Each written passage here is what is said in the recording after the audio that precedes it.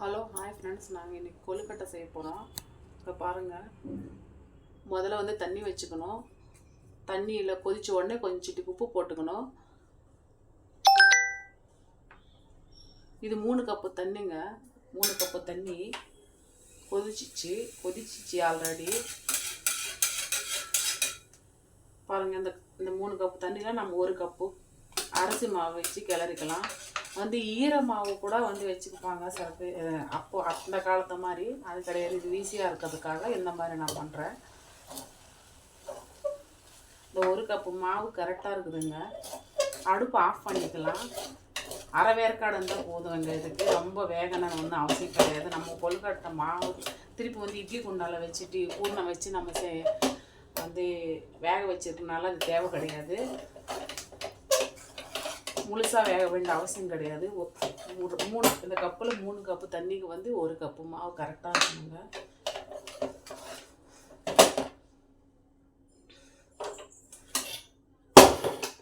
இப்போ நான் வந்து வேர்க்கடலை வறுத்து வச்சுருக்கிறேன். ஒரு சின்ன டம்ளர் அளவுக்கு பூர்ணத்துக்காக வெல்லம் நசுக்கி வச்சுருக்கேன். தேங்காய் உடைச்சி இதில் கொஞ்சம் போட்டுக்க போகிறேன். தேங்காய் பூர்ணத்தை கொழுக்கட்டை செய்கிறதுக்கு வந்து இந்த மாதிரி அச்சு வாங்கி வச்சுருக்கேங்க. நான் ஏற்கனவே இந்த அச்சில் தான் நான் இன்னைக்கு செய்ய போகிறேன். இப்போ வந்து நான் தேங்காயில் அந்த குடுமையில் நிறைய நார் இருந்ததுங்க. அந்த நிறைய நார் எடுத்து வச்சுருக்கேன். அது கொஞ்சம் வேணும் எனக்கு. இந்த பூஜை சாமான்லாம் கழுவும் போது நார் நம்ம பாத்திரம் தேய்ச்சி நார் தேய்ச்சா நல்லா இருக்காது. அதனால் இந்த நாரை வச்சுக்கலாம். இது நல்லா கிண்டி மூடி வச்சுக்கணுங்க. மாவு இல்லாத கிண்டி மூடி வச்சுக்கணும்.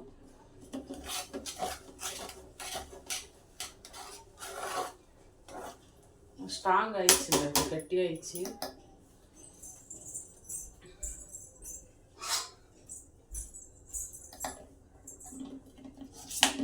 இதுலேருந்து வரமாட்டேங்குது, நல்லா டைட்டாக பிடிச்சிச்சு.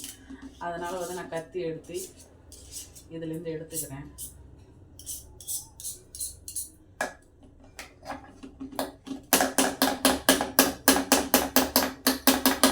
இது ஈஸியான மெத்தடுங்க.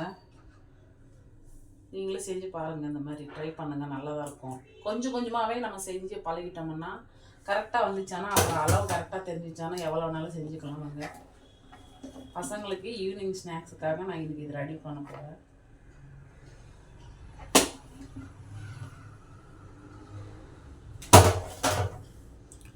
இது இப்போ வந்து மூடி வச்சுக்கணுங்க.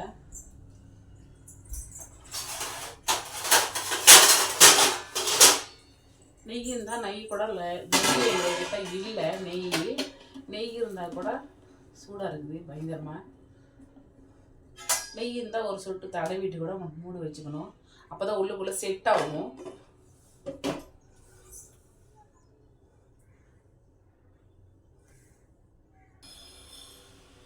நம்ம வந்து இந்த வேர்க்கடலை வந்து நல்லா கசக்கிட்டு இந்த பொட்டெல்லாம் வந்து வெளியில் தட்டி எடுத்துன்னு வரலாங்க. நான் வந்து தேங்காய் உடைச்சி வச்சுருக்கேன். அந்த வேர்க்கடலை பொட்டு தட்டிட்டு எடுத்துன்னு வந்திருக்கேன். இப்போ வந்து இதில் ஒரு அரை மூடி வேணாம், அரை மூடில் பாதி கிணிக்கலாம். அரை மூடில் பாதி கிணினாலே போதுங்க.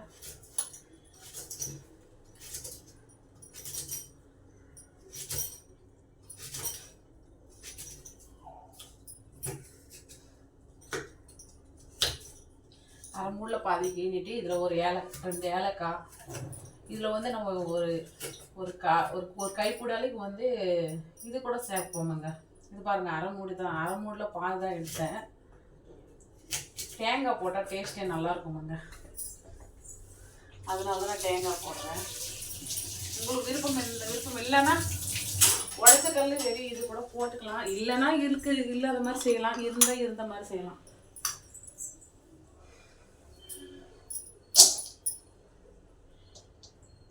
தேங்காய் இதில் போட்டுக்கிட்டேன்.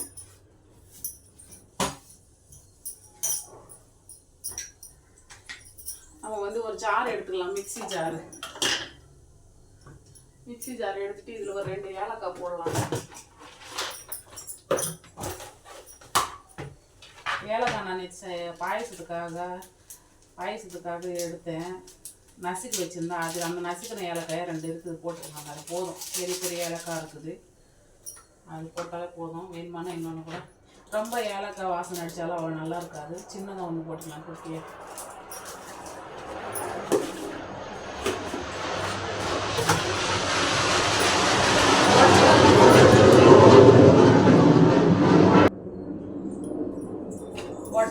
ஒச்சக்கல்ல வந்து நம்ம லாஸ்ட்டாக போட்டுக்கணும், இல்லைன்னா ரொம்ப தூளாயிடும், மாவாயிடும். ஃபஸ்ட்டு தேங்காய் ஏலக்காய் மட்டும் நம்ம அரைச்சிப்போம். தேங்காய் ஏலக்காய் மட்டும் அரைச்சிப்போம்.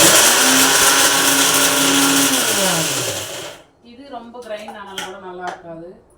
இதுவே நம்ம இப்போ வந்து இந்த வேர்க்கடலை, உடச்சக்கல் ஒரு கைப்பிடி அளவு போடணுங்க. உடச்சக்கல் எதுக்காக நம்ம கொஞ்சம் தானே செய்ய போகிறோம், போதும். இவ்வளோவே போதுங்க, ரொம்பலாம் செய்ய போகிறோம். இதுவே ஒரு மெகா ஒரு 20 வரும்னு நினைக்கிறேன்.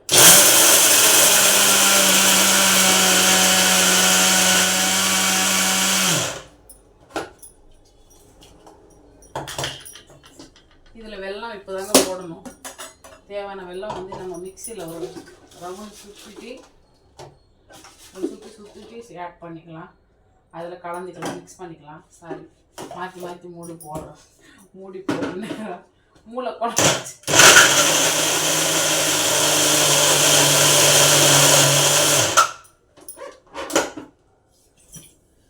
வெல்லம் இப்படி வந்துச்சு பாருங்க. வெல்லம் அதில் இருக்கிறது கூட மொத்தமாக வந்துச்சு பாருங்க, ஒட்டினதெல்லாம் சேர்ந்து. இது வந்து நம்ம வந்து ஒன்றும் பாவை எடுத்துக்கணும், அதெல்லாம் ஒன்றும் கிடையாது. அப்படியே மிக்ஸ் பண்ணிக்க வேண்டியது தான். தூளாக இருந்தால் தான் நம்ம வந்து பூர்ணா வச்சுட்டு வேக வைக்கும்போது அதுக்குள்ளே அது வேகம் இல்லைங்களா, அந்த வெள்ளைப்பாவும் கரையும். அப்போ தான் அது நல்லாயிருக்கும். பாருங்க, தூளாக வந்துடுமுங்க. வெல்லம் ஃபுல்லாக பெசரி வச்சுக்கணும். வெல்லம் இப்போ மிக்சியில் போட்டு எடுத்தாங்களா, அதுலேயும் இந்த தேங்காய் இதெல்லாம் போட்டுக்கோங்க.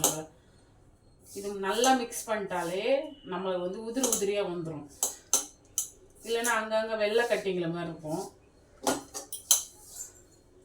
பசங்களுக்கு கூட இதே மாதிரி நம்ம உருண்டை கூட பிடிச்சி கொடுக்கலாம். இல்லை அப்படியே நல்லா தானே இருக்கும். அது ஸ்நாக்ஸுக்கு கூட இது இப்படியே கூட உருண்டை பிடிச்சி கூட கொடுக்கலாமுங்க. உருண்டை பிடிச்சி கொடுத்தாலும் வெல்லமும் நல்லது தான், சூடாகுமே கண்டி. மித்தபடி உடம்புகள் எந்த கெடுதல் கிடையாது.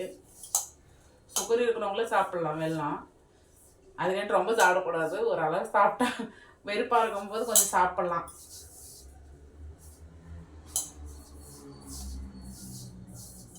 பாருங்க, இப்போ பொடியாக உதிரியாக வந்துச்சு பாருங்க. உதிரியாக வந்துச்சு. இது வந்து பூர்ணம் வச்சுக்கணும் இப்போ. ஆமாம்,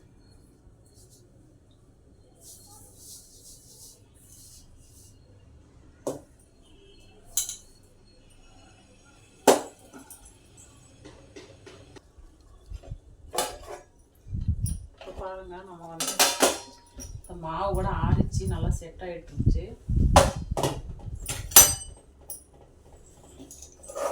கரண்டி வச்சு கொஞ்சம் இன்னும் கொஞ்சம் சூடு அதிகமாக இருக்குது. நான் வந்து கரண்டி வச்சு கொஞ்சம் ஓரத்தில் இருக்கிறதெல்லாம் எடுத்துக்கிறேன்.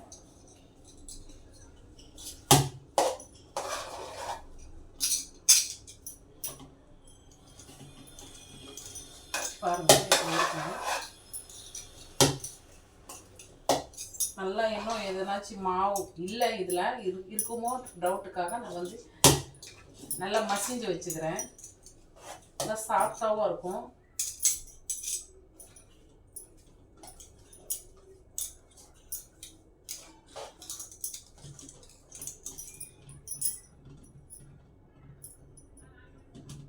சாப்பிட்டு பார்க்கலாமாங்க.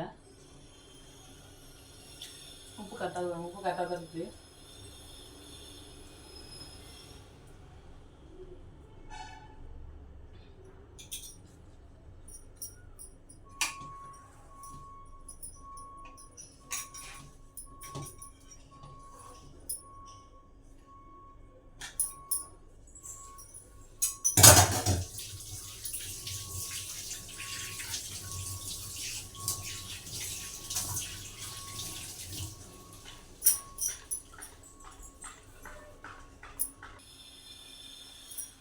குக்கரில் நல்லா தண்ணி எடுத்துக்கோங்க, கை தொட்டு தொட்டி வைக்கிறதுக்காக. இந்த குழியில் வந்து எண்ணெய் இல்லாட்டி ஆயில் இல்லாட்டி நெய் சேர்த்துக்கு, நெய்யை வந்து தடவிக்கலாம். தடவினா தான் அச்சு நல்லா வரும்.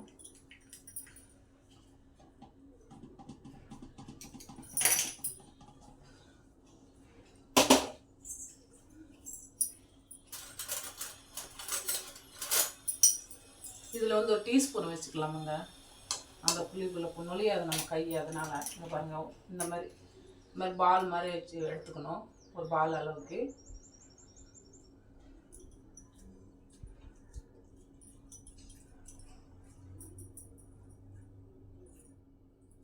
மெலிசாக தட்டிக்கணுங்க உள்ள, ரொம்ப மெலிசாக தட்டினா தான் நல்லாயிருக்கும், இல்லைன்னா வெறி மாவாக இருக்கும். நான் மெலிசாக தான் தட்டுறேன், நிறைய வரும்.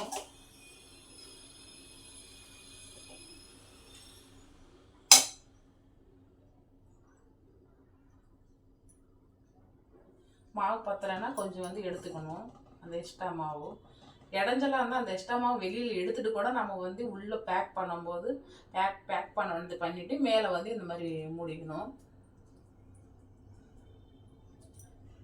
எடுத்து பார்ப்போம் வந்துருச்சுன்னுட்டு.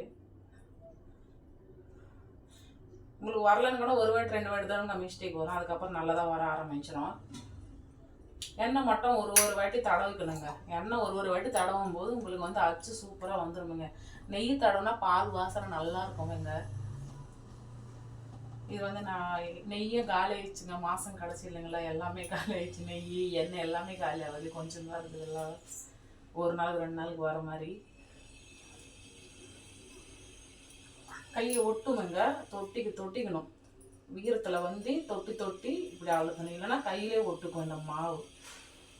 இதை பாருங்கள், இந்த மாதிரி நீங்கள் குழி வச்சுட்டு கூட எக்ஸ்ட்ரா மாவு இல்லாத அளவுக்கு கொஞ்சமாக சின்ன பால் எடுத்துகிட்டு கூட எக்ஸ்ட்ரா பால் வராத அளவுக்கு கூட பண்ணிவிட்டு, இது உங்களுக்கு ஈஸியாக இருக்கும். இதில் பேக் பண்ணிக்கிட்டு கரெக்டாக செட் பண்ணிவிட்டு இது மேலே வந்து நம்ம மாவை வச்சுக்கலாம்.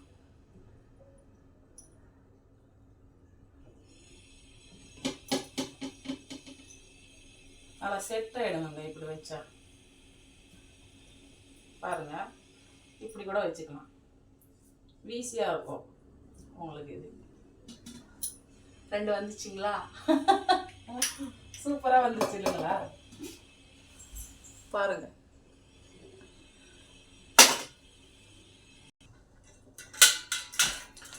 கொழுக்கட்டை பிடிச்சி வச்சுட்டவங்க, ஒரு 12 கொழுக்கட்டை அளவு பிடிச்சி வச்சுருக்கேன். இப்போ வந்து தண்ணி வந்து கொதிக்க வச்சுக்கணுங்க, இட்லி குண்டாலில் வச்சு வேக வைக்கிறதுக்காக.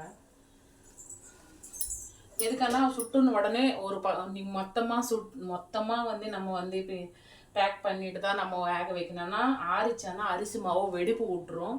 அதனால் வந்து நம்ம வந்து மொத்தமாக செய்கிற அளவு இல்லை, கொஞ்சம் ஒரு தட்டு அளவுக்கு செஞ்சு. இப்போ வந்து எண்ணெய் போட்டுக்கலாம். அதுக்கு ஒரு தட்டு அளவுக்கு, ஒரு தட்டுக்கு ஒரு ஈடு வருதுன்னா, நிறைய வந்துச்சானா ஒரு ஈடு, திட்டமாக இருந்துச்சானா ஓகே, நிறைய இருந்துச்சானா ஒரு ஈடு வர அளவுக்கு வந்து நம்ம வந்து தண்ணீர் கொதிக்க வச்சுட்டு வச்சிடணும், இல்லைன்னா வெடிப்பு விட்டுருங்க ஆறி போயிடுச்சேன்னா. நான் வந்து என் தட்டுக்கு வந்து எண்ணெய் தேய்ச்சி வச்சுருக்கேன். இது சில்வர் குண்டா இருக்கனால சீக்கிரமாகவே சூடாகிடும் தண்ணி. இதில் வந்து வச்சுக்கலாங்க. நம்ம வந்து எல்லாமே முடிச்சுட்டு செய்யணும்னு வச்சுக்கோங்க, வெடிப்பு விட்டுரும். இது தண்ணி கொதிச்சு ஆரம்பம் சவுண்டு கேட்கும், அதனால தான் நான் அந்த இதில் வந்து அந்த சவுண்டு கேட்கணுன்றதுக்காக தான் நான் வந்து அப்படியே வைக்கிறேன். சவுண்டு கேட்ட உடனே நான் சிம் பண்ணிவிடுவேன், கொதிக்குதுன்னு அர்த்தம். சவுண்டு உங்களுக்கு கேட்கல, அதெல்லாம் உங்களுக்கு இதெல்லாம் சரிப்பட்டு வராதுன்னு நினச்சிங்கன்னா தண்ணி கொதிச்சு உடனே தட்டு மேலே வச்சுட்டு இது அடிக்கணுங்க இந்த கொழுக்கட்டை. அதுக்கப்புறம் சிம்பிளே வேகணுங்க, அப்போ தான் நல்லா இருக்கணுங்க. ஹையில் வச்சோம்னா சீக்கிரமாக வெந்துடும் சொல்லிட்டு ஹையில் வச்சோம்னா அப்பவும் வீரல் விட்டுரும், பாவெல்லாம் கரைஞ்சி வெளியில் போயிடும் கொதிக்கிற கொதியில். இன்னொன்று வைக்கலாம், தண்ணி சூடாக வரக்காட்டி இன்னும் 2 பிடிச்சி வச்சுக்கலாமுங்க. நம்ம தண்ணி சூடாக வரக்காட்டி இன்னும் 2 பிடிச்சி வச்சுக்கலாம். 2 வச்சா கரெக்டாக இருக்கும். அதுக்கு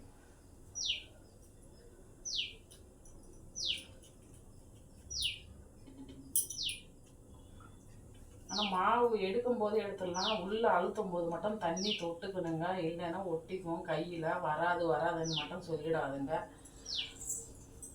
இப்போ பாருங்கள், இதில் பூர்ணம் வைக்கிறேன்.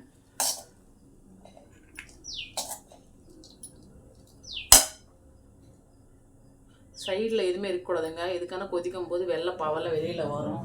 ஈரில் ஒட்டிச்சுன்னா கரெக்டாக பேக் ஆகிடுச்சானா இல்லைன்னு பார்த்துக்கணும் நம்ம, அதுதான் முக்கியம். இல்லைன்னா அடி இந்த பகுதி வந்து இதில் எடுக்கும்போது அடியில் ஒட்டுக்கும். அந்த பாவால் இப்படி எடுக்கும்போது கீழே ஒளிவின்னு இருக்கும், மேலே இருக்கிற குடுமி மட்டும் தான் நம்ம கைக்கு வரும். அதுவும் சொல்லிடுறேன். பாருங்கள், நல்லா பேக் ஆகிட்டு இருக்குது.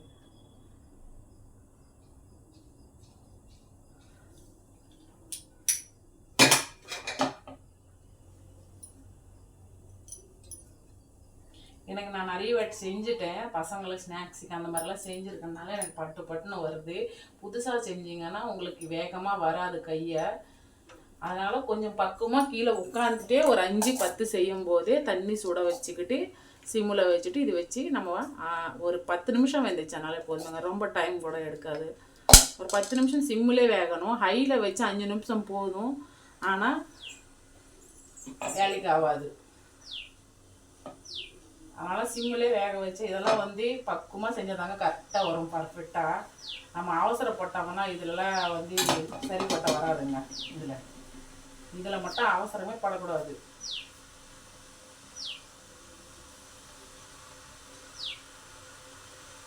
போதும், இதுக்கு மேலே வேண்டாம். இதுக்கு மேலே பாருங்கள், தண்ணி கொதிக்கிற சவுண்டு கேட்குது எனக்கு.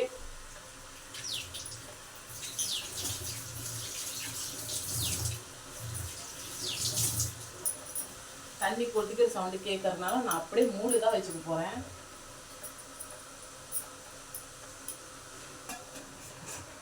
மூடி வச்சுட்டு சிம்மில் வச்சுக்கணுங்க. அவ்வளோதாங்க, வெந்த பிறகு காட்டுற பாருங்க. அந்த ஒரு கப்பு மாவுக்கு எனக்கு வந்து மாவு சரியாக போச்சு. இன்னும் ஒரு கொழுக்கட்டை பூர்ணம் தான் இருக்குதுங்க. ஒரு கொழுக்கட்டை பூர்ணம் தான் இருக்குது. மிச்சத்தை வந்து ஏற்கனவே 12 வந்துச்சுங்க. 12 வந்துச்சு. நெக்ஸ்ட்டு வந்து இது எத்தனை 6 இருக்குதுங்க. 12, 6, 18 வந்துச்சுங்க. அதான் நான் 20 சொல்லியிருக்கிறேன், 18 வந்துருச்சு. இதோட சேர்த்து 19. இன்னும் மாவு கொஞ்சம் கனமாக தட்டதோட கம்மி தட்டியிருந்தா, பூர்ணம் கம்மியாக வச்சுருந்தா நம்மளுக்கு 20. அந்த 1-2 தாங்க மிஸ்டேக், அவ்வளோதாங்க. நான் இந்த இதில் செய்யலைங்க, இந்த அச்சில் செய்கிறேன். நான் அந்த பூண்டு மாதிரி இருக்குது இல்லைங்களா, அந்த அச்சில் தான் நான் செஞ்சுருக்கேன். பாருங்கள், வெந்துச்சே இல்லைன்னு பார்க்கலாம் வாங்க. வெந்துச்சு மாவும், ஆனால் எடுக்கிறது கஷ்டமாகுமான்னு டவுட்டாக இருக்குதுங்க. கேப் இல்லாத நான் வச்சுட்டேன் கொழுக்கட்டை. அதனால் அடுப்பே ஆஃப் பண்ணிட்டேன். வெந்துச்சுங்க, அவ்வளோதாங்க. கொழுக்கட்டை ரெடிங்க நம்மளுக்கு. வெந்துச்சு, ஆனால் வந்து கேப் இல்லாத வச்சிருக்கிறதுனால எனக்கு அது பிடிச்சி எடுக்க முடியல. அதனால் ஆஃப் பண்ணிட்டேன் அடுப்பு. அனலும் வருதுங்களா அதிகமாக, அதனால் எனக்கு வந்து என்னால் முடியல. ஆனால் ஒட்டிக்கிச்சு. கொஞ்சம் நேரமான கொஞ்சம் ஆறுனுங்க. ஆறுனா எடுத்துட்டா கரெக்டாக இருக்கும். வெயிட் பண்ணி பார்ப்போம். பாருங்க எப்படி இருக்குதுன்ட்டு. எப்படி பார்த்தாலும் லூஸ் ஆகலைங்க. பாருங்கள், பூண்டு மாதிரி இருக்குது, லீக்கே ஆகலை. பாருங்கள், சிம்மில் வச்சு தாங்க வேக வைக்கணும். வெடிப்பு உள்ள பாருங்கள், நீட்டாக இருக்குது. வெடிப்பு உள்ள பாருங்கள். நீங்களும் இந்த மாதிரி செஞ்சு சாப்பிடுங்க ஃப்ரெண்ட்ஸ். வணக்கம், நன்றி.